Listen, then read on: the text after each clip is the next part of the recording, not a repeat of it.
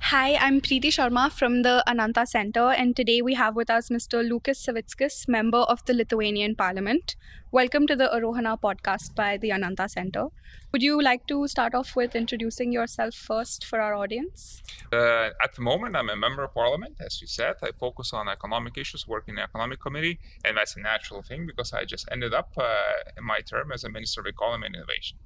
How would you describe the Lithuania of today?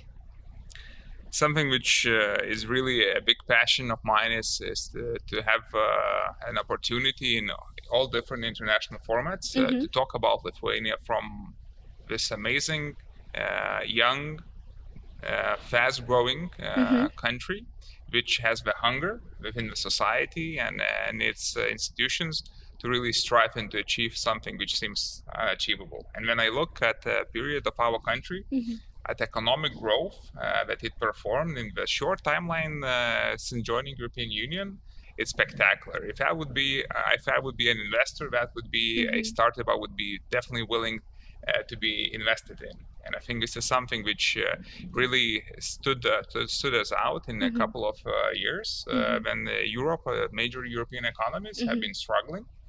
And then looking at ways how to get back to economic growth.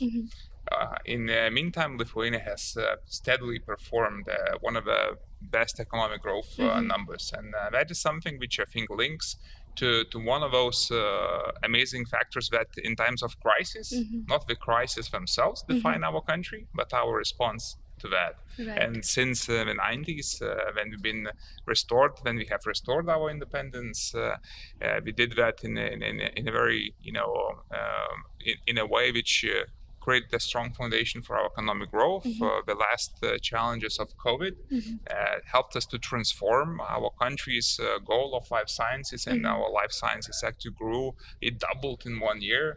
Or we can take an example, any other, such a response now to geopolitics, when we're really focusing and doing everything which is needed to boost our security, but we're doing it in a smart way by paying the contribution to boosting and creating this new defense ecosystem, not just for Lithuania, but for our ecosystem as well. Just as a follow-up, what do you think has been the most stark difference for Lithuania pre and post the European Union?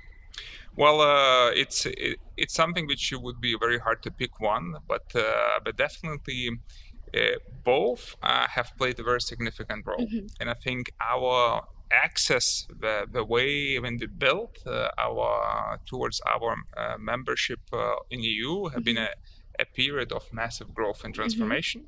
Because our society, our business community, our institutions and politicians pulled very close together to get this goal and achieve it in the shortest timeline possible. And yes, we had those goals of joining European Union, then joining NATO, and that period of joining international platforms was really the cherry on top was also joining OECD. And I was very glad at the time to work at the government office as a deputy chancellor, and we concluded those negotiations, and our access was handed to us as a member of OECD, also in Paris, while us still being in that capacity. As a minister with the economy and innovation profile, how has your perspective on economic policy making evolved from execution to oversight and long-term strategy? Couple of things that first of all, Lithuania stands out in a way that as government change and as coalitions change, our critical strategic long-term economic goals and our economic priorities remain.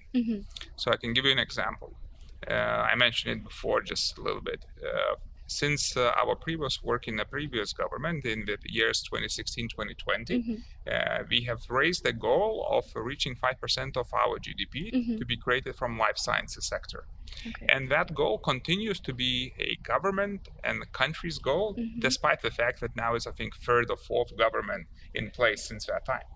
And what that means is such systematic goals create the necessary stability and direction of funding and political attention and support from institutions to make sure that goal actually is taking place and implementation is followed through. And this is something which can be present in many other areas. For example, we can take lasers. In many Asian markets, and I know that you focus a lot on markets such as South Korea, and if you talk to South Korean representative and you tell the name of Lithuania, typically the second word which comes out is lasers. Lasers, yeah. And that is something which is also our very long-term thinking and a systematic approach that we focus our deep dive into those sectors and we keep the direction. And it's very hard to find changes, but in the recent geopolitical shifts provoked that some changes happened. And one of those, that the new sector that we focus our attention on is defense. Because this is something which geopolitics demand, that countries such as Lithuania look at the changes and take action. And that means that we're creating significant growth of defense sector, not just for Lithuania, but for our region as well. And I think when we'll have a next conversation, something in the next 4 to 5 years, you will see that in this region of ours, the new defense ecosystem will be created, especially new production facilities and new companies popping up. Okay, well, I'm glad that you brought lasers up, because a colleague of mine made it a point to tell me that I need to talk to you about lasers. Amazing. So we will be coming to that later in the podcast. I kind of just wanted to shift the focus a little bit to European geopolitics and the current instability that everyone seems to be talking about. And I just wanted to get your opinion on how has Russia's invasion of Ukraine reshaped Lithuania's economic and technological priorities, especially in, let's say, the energy and supply chain sectors. Yeah. So one thing which I'm very happy to say, that Lithuania now is in a period where we have very broad recognition that our long-term position in terms of the risks coming for Europe and our partners from Moscow and Russia have been very realistic, and we can strongly say that our indication that we have to take necessary measures in advance to really prepare for those risks really critical. And that in essence builds a strong momentum around that. And I think those voices are being heard very wide, and as we speak, European Union is now once again preparing a further expansion package of sanctions. But that does link significantly to how we develop our key sectors, such as sector could be energy. We have been one of the first to cut ties, energy dependencies, talking from the dependencies from Russia. And we started with gas, creating this amazing ship called Independence, parked in our harbor in Klaipėda, which is doing its work as LNG terminal for the gas sector, which not only moved us away from the risk of dependencies of gas from Russia. It stabilized the prices for us. It built our new partnerships of buying gas globally, but also it helped to stabilize the situation in our region as well. And this is follows suit by other countries. In terms of energy, and especially electricity, Lithuania has been pursuing in a very fast speed, very ambitious goals of transforming our energy sector towards renewables. And by 2028, 2029, it is expected that we'll be capable to produce our electricity at the level of demand. And since those years, I think from 2030, we'll be capable to be electricity exporter.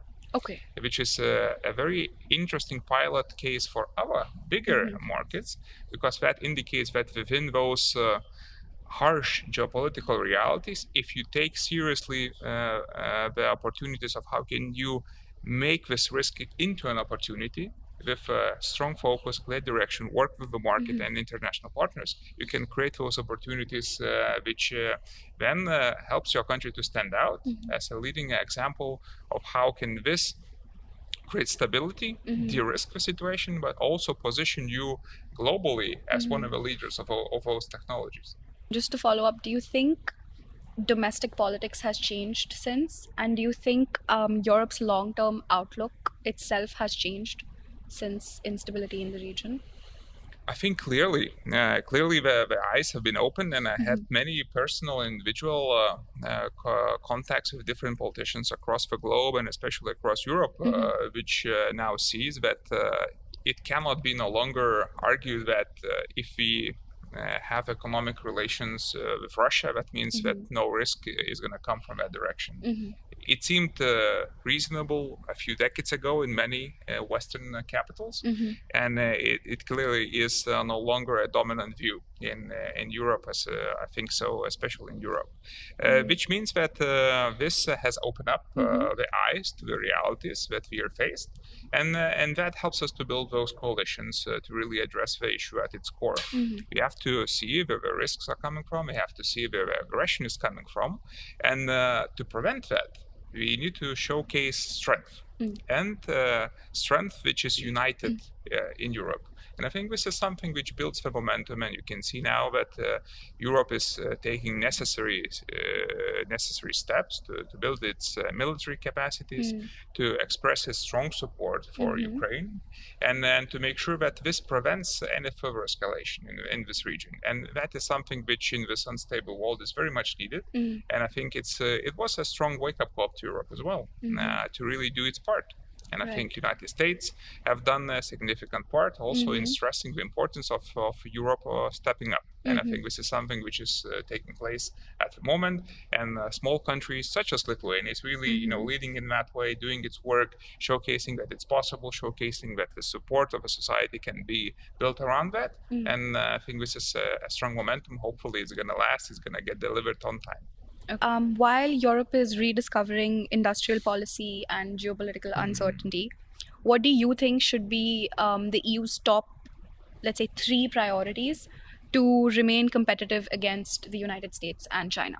It's not so much a question against, but I think it's a question of really Europe's strategic priorities in terms of building that strategic autonomy. Okay. And I think it's really the question where the market goods are not just market goods. And when you talk about supply chains, you can talk about critical raw materials, semiconductors, data, AI. All those topics are much more. We are strategic assets. And that's, I think, the new reality in which we are currently living. A lot of clear understanding is being built, I think, across the capitals in Europe, but Europe has to step it up. And we have to step it up in many fields. I think first, it's a clear understanding that in order to maintain our competitiveness, we have to make sure that we don't over-regulate things. And to many aspects, I think I have a big passion in Europe, stepping up its game in terms of making sure that the society, the individual rights are protected, and that we try to strike the balance with our regulation. But at the same time, we see that this has a very negative effect in terms of our competitiveness too. So finding that balance, not to over-regulate things, is something which is critically important for Europe. And I can see that it's popping around everywhere in different member states, but also in Brussels as well. Cutting red tape is something which you can find now in many presidencies of European Union Council. You can see that, and personally me as a minister, I was one of the key focuses from my side was really paving the way for investment highway, which in practice meant cutting down the timelines of different procedures. So if you want to set up a factory in Lithuania, it used to take between 2 to 3 months for all the permits and paperwork, years, and now it takes only 2 to 3 months. So cutting it down 10 times. Sometimes 10 times, and that is a significant result. And I think this can be found elsewhere as well as a clear direction, which is very much needed. Of course, then focus on those critical sectors.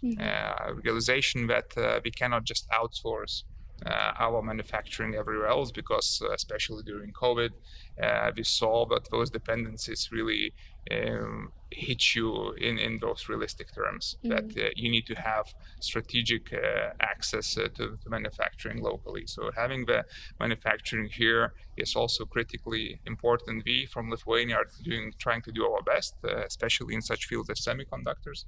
So we have those amazing companies building new blocks in the city with thousands of people who are trying to make sure that semiconductor industry is returning to Europe, and is doing that through Lithuania. And then finding niches, and I think niches are very critically important, and Lithuania tries to find those through, as I said, addressing different crises. So when we've been having a banking crisis, we looked at it looking for an opportunity, and we understood that for financial technology companies it's very difficult to get a license, and that process is very complicated. So we worked with our central bank, and we made sure that we created a sandbox for young fintech companies. And now Lithuania is a fintech capital of Europe.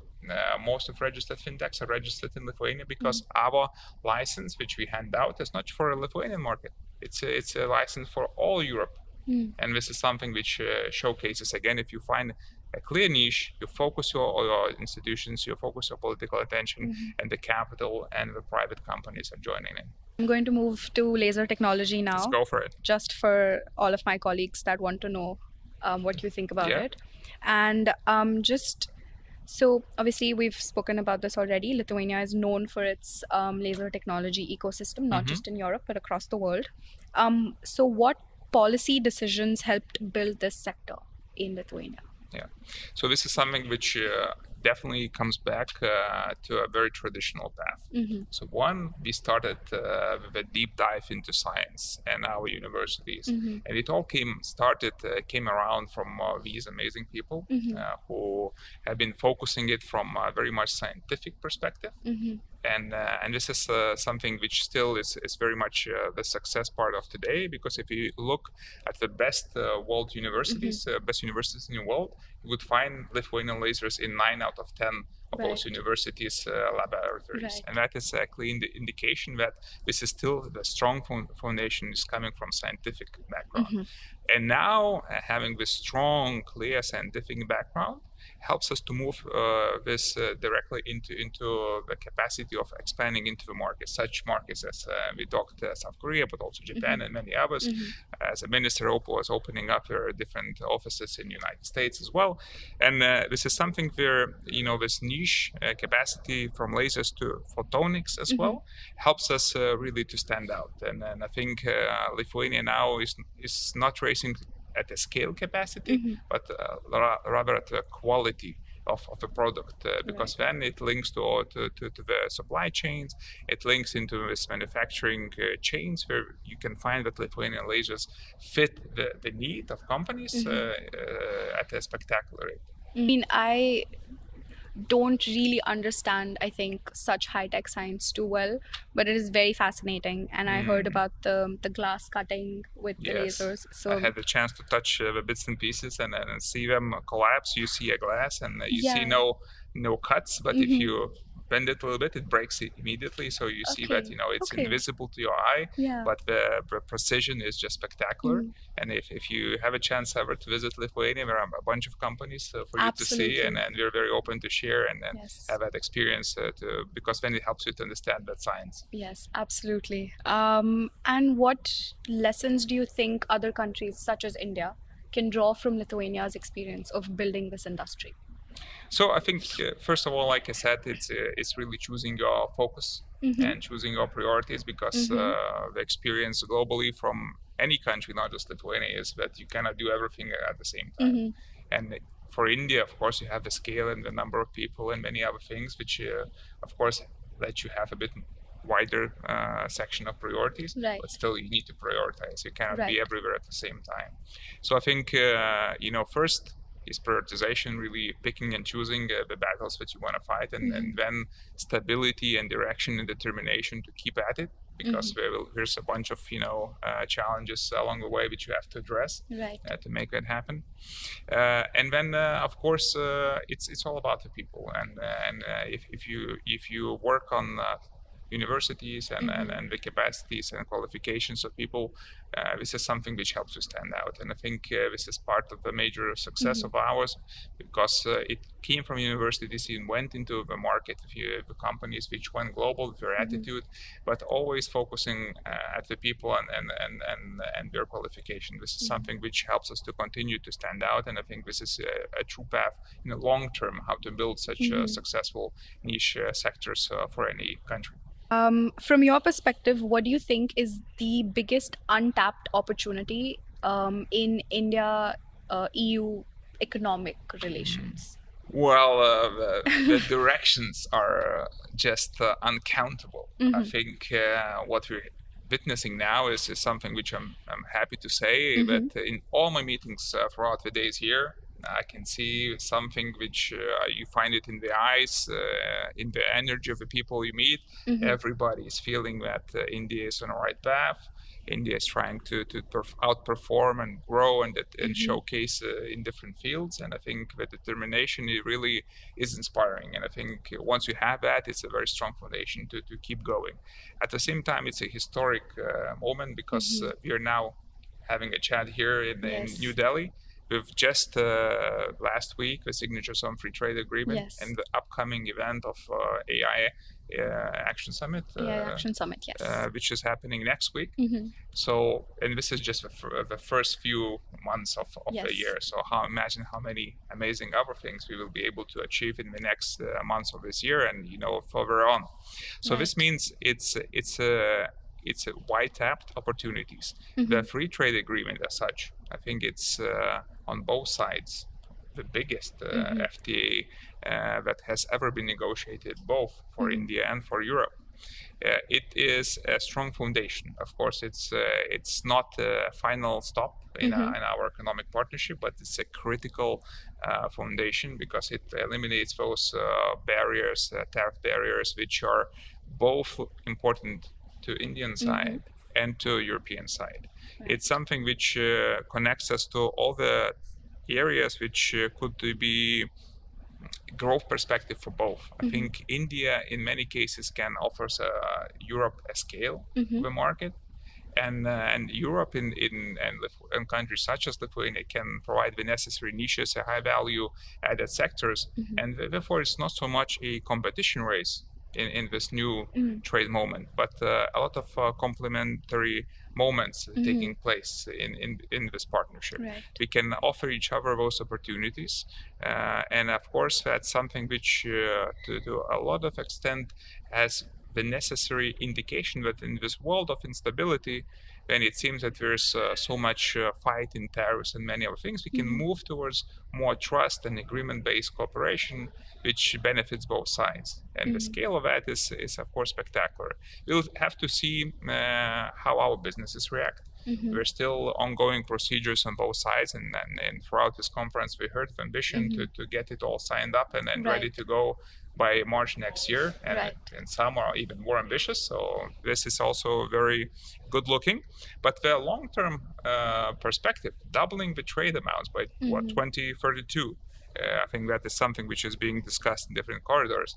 And if that is the level of doubling, I mean, this is spectacular. This is something which could provide amazing economic opportunities, boost that necessary growth on both sides. And then, of course, this will be hard work. Nobody, I think, in the room or in the conference would believe that this is going to just happen without any effort. So the effort will have to be placed on both sides, but the opportunities are amazing. Okay. I think we're a bit short on time, so I just have one final question for you. Final question already? Which is a more, I would say, personal question. Okay. But I would like to know, what advice would you give a young professional, or maybe even your younger self? All right. Advice in life, or advice in career? In career. Just for someone that's just starting out professionally, what advice would you give them? Okay, so I can look back at my personal experience and try to find, what was the critical part which helped me in my path, in career path, and that was people. And I think to a large extent that this is recognized by all the leaders across the world. It's about the people who surround you and the people who inspire you, the people who can be of benefit in assisting you. And I think this is something which is critically important for any young individual who is aspiring to get somewhere. It's to really find and pick people with whom you can go on that journey, with who can be the inspiration figure for you, because this is something which has proven case all over the world. And I think even in international relations, why do we have those conferences? Why do politicians fly over to each other? Is to have those connections. And sometimes the biggest, the toughest questions globally are being solved through individual and personal connections between people. And that is something which is a proven record. And I think this is something which each person can really work on, first of all, and then all the rest of things can follow. Thank you. We're going to conclude this podcast, and it's going to feature as a part of the India-EU Forum podcasts. So thank you for attending and thank you for sharing your insights with us. It was my pleasure. Thanks for Thank you. inviting.